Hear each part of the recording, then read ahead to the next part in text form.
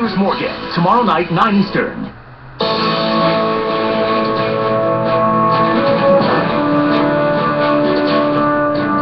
Back with Justice Scalia and Brian Garner, the co-author of his book. We can decide the kind of man you are. Are you a good colleague? How do you get on with your other Supreme Court justices? Because you're all highly intelligent, very opinionated. Are there clashes there? There are clashes on legal questions, but not personally. The press likes to paint us as 9 scorpions in a bottle. That's just not the case at all. Well, the big buzz at the moment is that you and Justice Roberts have had a bit of a parting of the ways. You've gone from being best buddies to warring enemies. Who told you that? I think I read it in some of the papers.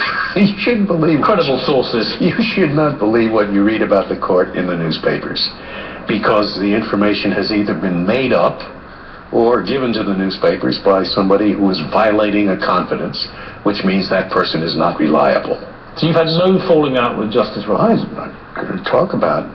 No, I haven't had a falling out with Justice Roberts. Loud words exchanged? No. Slamming of doors? No. Nothing like that? Nothing like that. Best buddies? My best buddy on the court is Ruth Bader Ginsburg, has always been. Yeah. And yet you disagree with her about almost everything, I'm told. Just about everything. What do you like to do when you're not presiding in the Supreme Court? I like to play tennis. And in my later years, since I'm Circuit Justice for the Fifth Circuit, I have gotten into hunting. So I do a lot of hunting of various animals. You've been hunting with Dick Cheney, haven't you? I have indeed. What's that like? I mean, you live to tell the tale, which isn't always the case. Dick Cheney is a very good wing shot. Humans or animals? Ducks. You got into trouble over that because they said there was a potential conflict in something that you were presiding over. How carefully do you think, before you accept an invitation to go hunting with Dick Cheney, how hard do you think about that as a potential conflict? Well, in that case, I had accepted the invitation long before the case that was the alleged source of the conflict was before the court. But, and that was nothing. Cheney was not personally the defendant. He was named because he was the head of the agency that was the defendant. And justices have never recused themselves because they are friends with the named head of an agency. And in fact, justices are friendly with a lot of heads of agencies and cabinet officers and whatnot.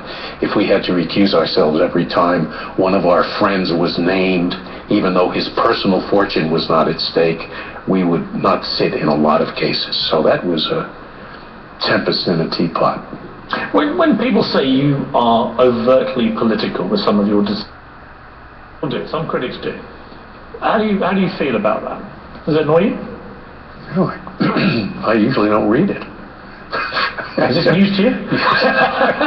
Well, I think it's patently false. I mean, Justice Scalia has a record of deciding many cases that go against his personal predilections. The flag burning is just one example. But a good judge does that. A good judge will decide cases based on a governing text that go against what the judge may think is wise policy. Isn't that true?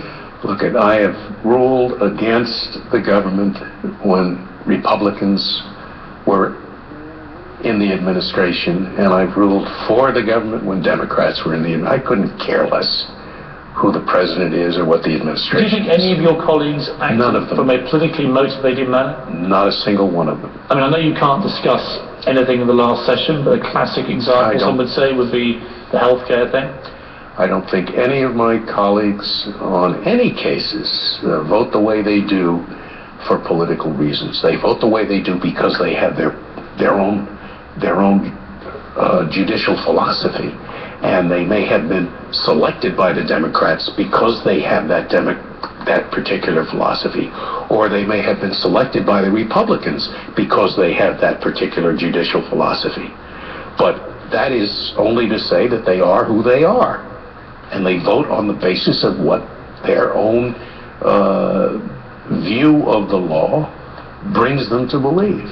not at all, because the court is not at all a political institution.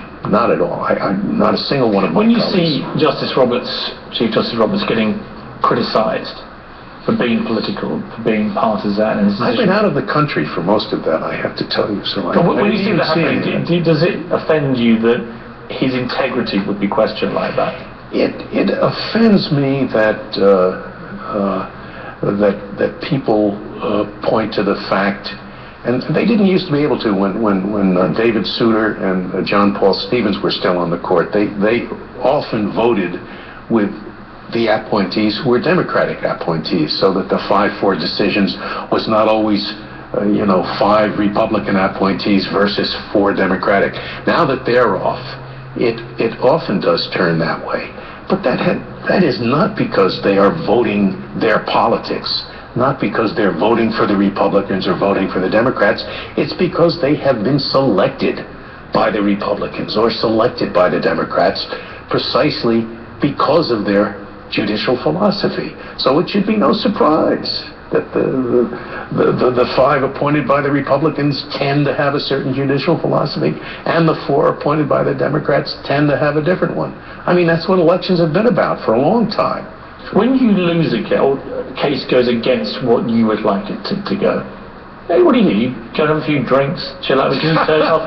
How do you deal with failure like that? Because these are big deals. You're a Supreme Court judge. Yeah, I probably mutter something under my breath or something, but no, I mean, that's you play the hand you're dealt. That's all, and you can't take it personally. Let's take a final break. I want to come back and talk to you about family, because I know